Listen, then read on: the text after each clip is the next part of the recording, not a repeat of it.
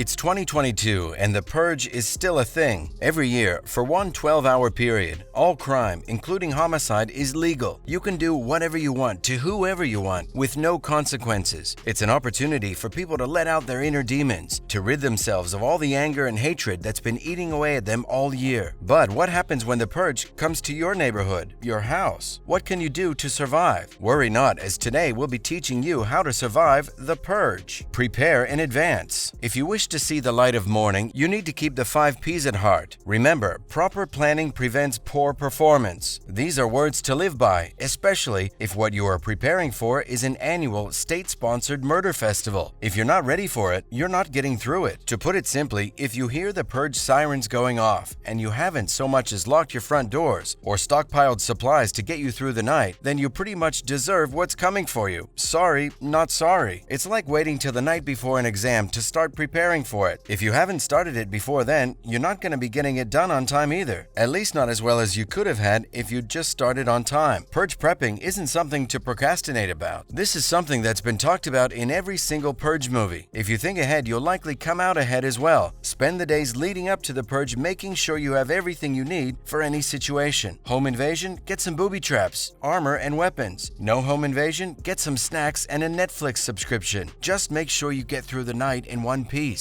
Leave the country. The Purge's universe has made one thing abundantly clear. Only the United States government is bananas enough to hold this colorful annual holiday, with the color being mostly red, of course. Why not travel up north? I hear Toronto is beautiful this time of year. Or maybe you're a fan of the warmer climates. Why not take a trip to the land down under, Australia, and enjoy some fine wine at the Sydney Harbour? The possibilities are endless for 24 hours, plus the time it takes for the government-sponsored cleaners to collect the dead bodies and sweep up the rubble and debris off the streets. Just go and enjoy your life elsewhere. Sometimes the only way to win is to simply not play at all. Boot up Trivago, book your tickets, and scoot on over to a much more civilized country for the day. If you can afford it, then go for it. Unless you are a homicidal maniac with a hit list or a sadist who enjoys the bloodshed, you really don't have any reason to stay in the States. I mean, you can also just move permanently. Who'd want to deal with the aftermath of the Purge night on a regular basis? Meeting up with people could get quite awkward if you had thrown a pipe bomb into their front yard the night before. Can't go back to work either if a disgruntled employee has executed your boss and forced you into unemployment. If there ever was a national murder day, I'd say it's time to emigrate for a while, just until the whole thing blows over. Gear up. Considering that the Purge is essentially a completely legal civil war, it is quite surprising to see just how many people go into it without proper equipment. Even TikTok influencers wear bulletproof vests for fun nowadays. So why do so many of the Purgers walk around dressed like they're at a warehouse rave? Do they want to get killed? Because if the movies are anything to go by, people tend to get shot a lot. One second, they're flexing their LED masks and shirtless bodies, and the next second, they have more holes in them than a block of Swiss cheese. Now, I'm no Sun Tzu myself, but that is a terrible survival strategy. None of them even wear so much as a helmet. You'd be able to take out any home invader with a well-placed baseball bat to the noggin. Those LED masks are nothing in the face of the laws of physics. It's like bringing a paperclip to a gunfight. Fashion may be important, but so is having oxygen inside your lungs. Your drip means nothing if the only thing dripping out of you is blood. Just because there is no fashion police to stop you doesn't mean you go around looking like a trailer park reject. Don't go outside. A bit of Purge night advice: stay indoors at all times, with no exceptions. Lock the doors and leave them locked. Get in the bathtub and wait. You may have noticed that the plots of the Purge movies don't really kick in until someone interacts with the outside world. If you want to avoid that, then stay in. Don't get the mail. Don't try to beat traffic. And don't put yourself in a position in which you and yours will need a beer, pizza, or an ammunition run. There's a reason why none of these movies have focused too much on what goes down inside most people's homes during Purge night. And that's because for most people, the Purge is a downright cozy experience. It's people in fuzzy socks with AR-15s eating popovers and burning through their favorite series on pirated sites. Hey, they said all laws can be broken, okay? The movies themselves establish that, for the most part, regular people don't go after each other during the Purge. It's live and let live, baby. Don't start anything, won't be anything. So invite some friends over and have a game night. And make sure you cook a lasagna or something for the kind folks out on guard duty. With 4 movies of documentary evidence to go off of, it's clear the Purge is for crazy people. So let the crazy people have it. You don't have to go out there. Just stay inside and watch TV. Find allies. movies. The Purge is a series of horror movies about a horrifying concept. In that context, it's dangerous to go alone. During Purge night, being by yourself at any moment could be a one-way ticket to the local morgue. You never know when a marauding team of dirt bike riders, paramilitary goons, or the freaking KKK might be lurking around the corner, ready to take a bite out of the country's population via overwhelming force. The only person in the history of the Purge on screen who actually makes the one-man army route work for him is the first Purge's Dmitri, who spends the third act of his movie going full Rambo on a housing tower full of well-armed invaders. But that only ends up being the case after his entire team is assassinated by drone strike, and the only reason he goes into the tower is to reunite with and protect his remaining friends. The Purge Anarchy is entirely about the value of friendship in the trenches, with protagonist Sergeant Barnes going from a vengeance-driven lone wolf to a morally righteous defender of the weak. All the other good guys in that movie would be done for if not for their alliance with Leo, but they ultimately save his soul too. Capable as they are, even Dmitri and Leo couldn't make it on their own, not year after year anyway. Don't make enemies. Purge or no purge, the key to not being mercilessly and violently killed by your neighbors with machine guns, hammers, and chainsaws is to not give your neighbors a reason. This can be accomplished by just generally being a good, considerate person in your everyday life and not giving people any cause to think about your name when the annual murder is legal holiday comes around. Basically, unless you want to end up in your own personal Purge movie, don't get yourself a reputation as your block's own Grumpy Gus. This might seem crazy, but it's an incredibly sound approach. Be the guy that everyone likes. Take that extra work shift when no one wants it. Bring donuts for your coworkers. Offer an ear and a shoulder if you see someone having a bad day. Be the Fred Rogers, the Bob Ross of your little world. By appealing to people's better nature, you will not only decrease the likelihood that someone you know will want to purge you come Purge Day, but you may also gain the favor of folks who will want to take you under their wing and offer you a space in their heavily secured bunker. Hooray, you're not dead! This is one of those obscure ways the Purge really could make the world better, sort of, in a tortured logic sort of way. Think about it. The threat of death is potent fuel, so be nice to people. No one wins the Purge alone. That's a wrap for this video. How would you go about surviving the Purge? Let us know in the comments below. Make sure to give this video a thumbs up and subscribe to our channel for more videos like this. See you in the next one.